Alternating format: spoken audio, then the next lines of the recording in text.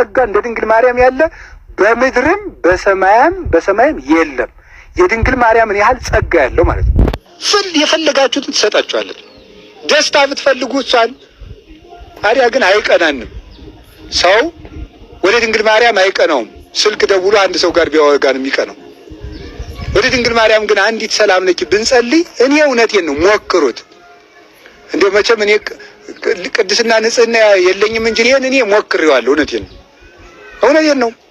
ምንም ነገር ሲቸግረኝ አንዲት ሰላም ነች ካልኩ ብዙ ችግር፣ ሌላው ቀርቶ ዕቃ ሲጠፋኝ ሁሉ የእመቤታችን ጸሎት ከጸለይኩ አገኘዋለሁ። እመቤቴ ከልቤ ነው መግራቸው።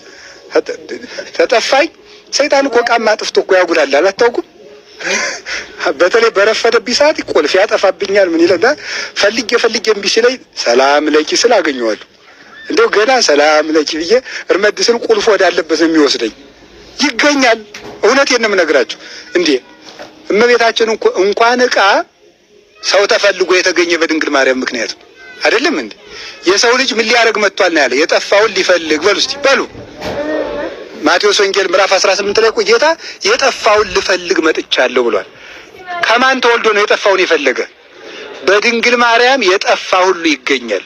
የጠፋ ጸጋ ከሷ በተወለደው በኢየሱስ ክርስቶስ እሷን አማላጅ አድርገን እሱን ከለመን ነው የጠፋን ነገር ሁሉ ይገኛል። ባለ ጸጋ እንደ ድንግል ማርያም ያለ በምድርም በሰማይም የለም።